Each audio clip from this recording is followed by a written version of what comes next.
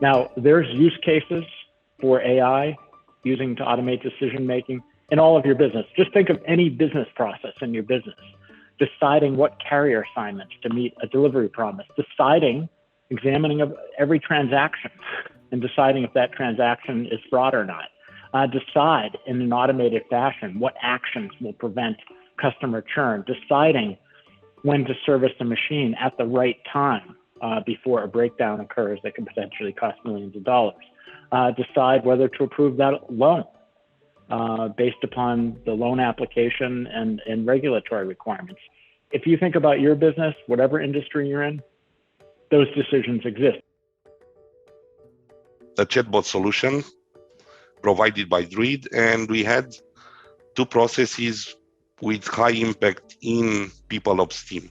The first one, we called him Tina, and Tina is a chatbot over Slack.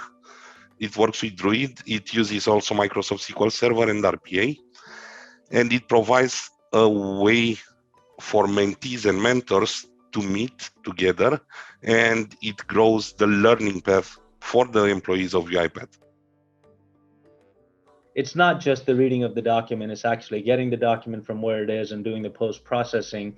Not only were we able to add the custom field modifying the out-of-the-box ML model, we were also able to reduce the actual time it takes to process an invoice. It used to take a human 4 to 5 minutes to process an invoice between the actual extraction of the attachments and the saving of the attachment, opening the attachment, doing the data entry, and actually going through the post-processing steps after the data entry in multiple systems. The human time in order to process the invoice was about 45 seconds, which was a tremendous amount of saving. And the straight-through processing was about 90+%.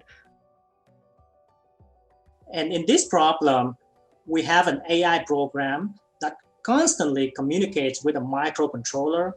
So different keywords for the microcontroller may be the PLC or the distributed control systems. But there is a microcontroller, and the AI program talks constantly to the microcontroller to get the real-time climate data.